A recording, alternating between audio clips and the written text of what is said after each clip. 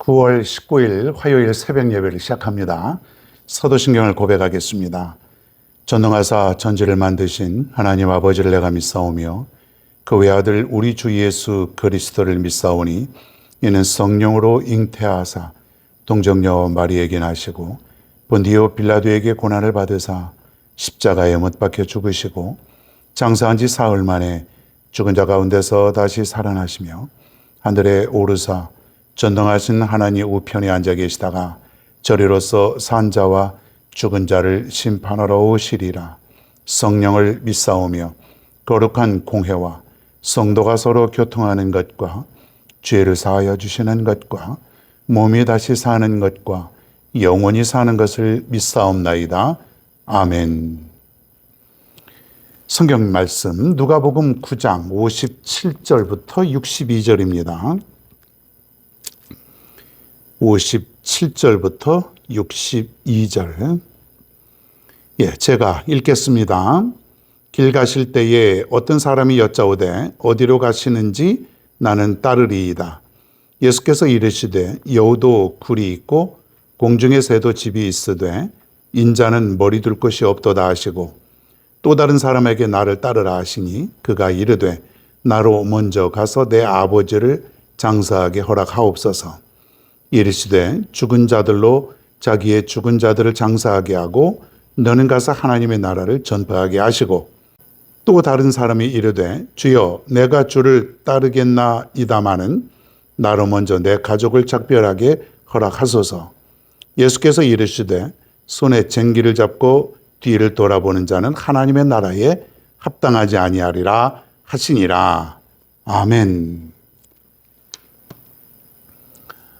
누가복음을 시작한 지 오늘 50번째. 오늘은 예수님을 따르는 사람. 예수님을 따르는 사람. 우리 모두가 예수님을 따르는 사람이 분명하죠. 예수님을 따르는 사람들은 어떤 모습으로 살아가야 되는가 아주 분명하게 나와 있습니다. 그냥 우리는 그냥 사는 거죠. 내가 예수님 믿는데 어떻게 하고 살아가야 되는지를 정확하게 이해하지 못하고 그냥 살아가죠. 오늘은 좀 구체적으로 나와 있으니까 한번 살펴봅니다. 근데 이게 여간 쉬운 게 아니죠. 어려운 거죠. 그러니까 정말 예수님을 따르는 사람들은 쉽지 않아요. 인간적으로 볼 때는 불가능에 가까워 보이기도 합니다. 그런데 우린 이런 삶을 살아가야 됩니다. 그냥 예수님을 믿는 정도가 아니고 예수님의 모습을 따라가는 사람들, 제자죠. 그러니까 그 제자의 삶을 살아가는 사람들을 진정으로 여러분이 제자가 되기를 원하신다면 오늘 말씀이 아주 귀한 말씀이 되겠습니다. 세 사람이 나타나는데요. 첫 번째 사람이 있어요. 이 사람은 뭐냐면 어디로 가시든지 나는 주님을 따르겠나이다. 아주 그냥 호언장담합니다. 예수님을 따라다니는 게 아마 멋있어 보였던 것 같아요. 주님의 제자가 되는 길이 다 보니까는 기적을 행하죠. 사람들이 수도 없이 구름대같이 모이죠. 그냥 놀라운 일들이 그냥 벌어지니까 야, 나도 예수님의 제자가 되면 근사하겠다, 멋있겠다. 아마 그런 생각을 가졌던 것 같아요. 그랬더니 예수님께서 정중하게 거절하시면서 이렇게 얘기합니다. 58절에요. 여우도 굴이 있고 공중의 새도 집이 있으되 인자는 머리 둘 곳이 없도다. 너무 많이 들었던 말이죠. 한번 다시 읽어볼까요?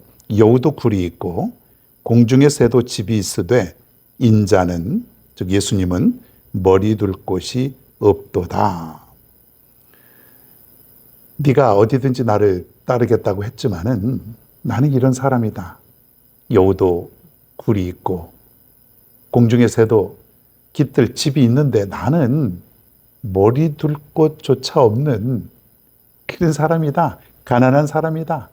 아무것도 없는 사람이다. 명예라고는 눈꼽만큼도 없는 그런 사람이다. 그러니까요, 명예를 위해서 따라가면 안 된다는 거예요. 아마 이 사람은 명예를 위했던 것 같습니다. 그러니까 예수님이 그렇게 말씀하셨죠.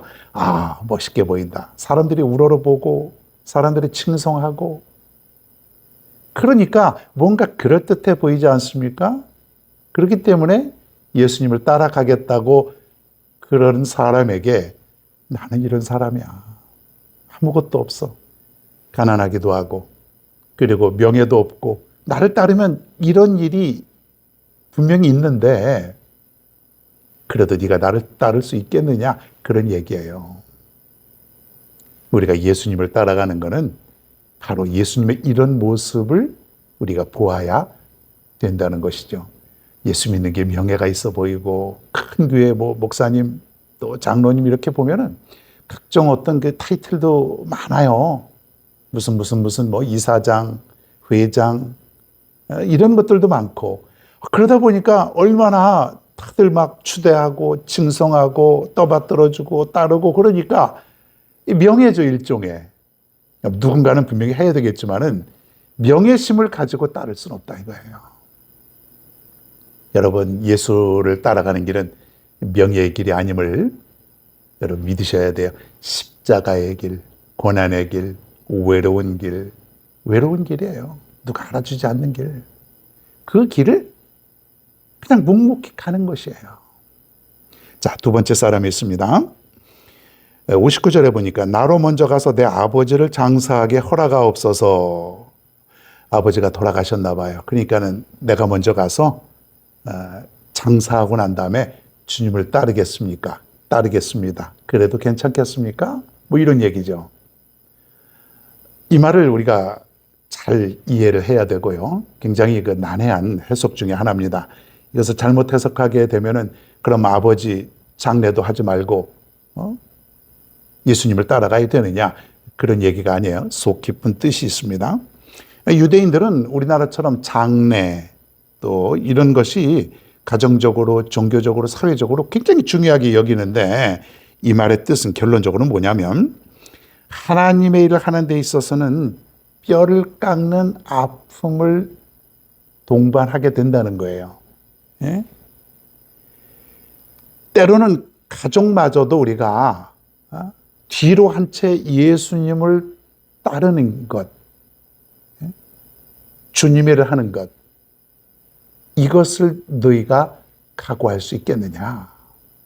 예수님의 제자들 중에는 가정을 버리고 그물을 버리고 직장을 버리고 다 버리고 오직 주님만을 따랐다는 것이죠. 왜? 그게 가장 귀한 사명이라고 생각했기 때문에 그런 것이에요. 어떻게 보면은 가정을 소홀히 하거나 이런 뜻은 아니지만은 더 중요한 게 뭐냐면 주님을 따르는 길, 사명을 감당하는 길, 이게 더 큰 것을 지금 강조하고 있다는 것이에요. 그럴 각오가 되어 있느냐? 어떻습니까? 여러분은 그럴 각오가 되어 있어요? 정말 주님의 일을 하다 보면은 가정을 우리가 조금 소홀히 할 수 있고 다 할 수 없지 않습니까? 그것을 각오할 수 있겠냐 이거예요. 세 번째 사람이 하나 있습니다. 가족에 매여 뒤를 돌아보아서는 안 된다. 이것도 비슷한 얘기인데 62절에 보니까 이런 거예요. 손에 쟁기를 잡고 뒤를 돌아보는 자는 하나님의 나라에 합당하지 아니하니라. 손에 쟁기가 뭔지 아십니까? 옛날에 소가 앞에서 끌고 이렇게 밭고랑을 매는 농기구인데 그것을 똑바로 이렇게 가야 돼. 삐뚤 밭고랑이 삐뚤으면 안 되지 않습니까? 근데 뒤를 돌아보면 어떻게 됩니까? 쟁기가 삐뚤 가겠죠. 뒤를 돌아보아서는 안 된다. 하나님의 나라에 합당하지 않다. 오직 이것도 마찬가지로 궁극적인 목적을 위해서 내가 앞에만 보고 가라는 얘기예요. 우리가 뭘 하다 보면 걸리는 게 많아요. 가족도 걸리고 사람도 걸리고 돈도 걸리고 직장 사업 다 걸리고 내 미래도 걸리고 여러 가지 다 걸리지 않습니까? 그래서 사명이 있지만은 내가 이거 타고 가겠습니다. 그러면서 잠시 옆에도 보기도 하고 내가 이거 마치면 내가 하겠습니다. 그러기도 하고 그러지 말라는 얘기예요. 쟁기를 잡은 자는 뒤를 돌아보지 않는다. 옆을 돌아보지 않는다. 다른 생각하지 않는다. 이런 얘기죠. 오직 그 사명만 보고 오직 하나님의 일만 보고 앞을 보고 가는 거예요. 왜? 그게 너무나 크고 중요하기 때문에 그렇다는 것이죠. 이 말씀을 듣고 나니까 좀 더 머리가 더 복잡해지지 않습니까? 야, 이 말씀을 들으면 말씀이 해결이 있고 시원시원해야 되는데 우리가 어떤 말씀을 들으면 더 우리가 깊은 고민에 휩싸일 때가 있어요. 과연 내가 그렇게 할 수가 있겠는가? 오늘 주님께서 하신 이 말씀을 한번 깊이 생각해 보면서요.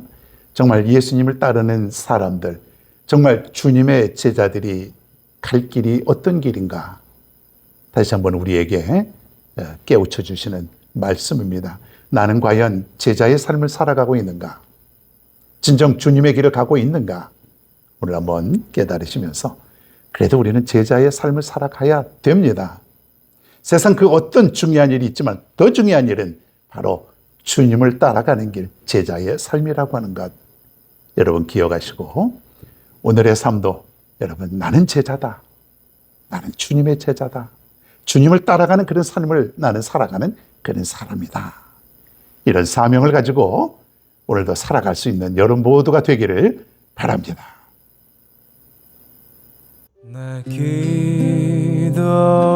기도하는 그 시간 그때가 가장 즐겁다. 이 세상 근심 걱정에 얽매인 나를 부르사 내 진정 소원 주 앞에 난 나지 바로 아뢰요. 큰 불행 당해 슬플 때 나 위로받게 하시네. 내 기도하는 그 시간 내게는 가장 귀하다. 저 광야 같은 세상을 끝없이 방황하면서 위태한 길로 나갈 때 주께서 나를 이끌어 그 보좌 앞에 나아가 그 은혜 받게 하시네. 참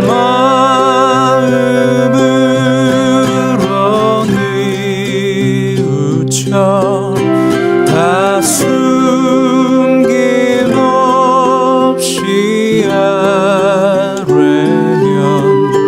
주 나를 위해 복 주사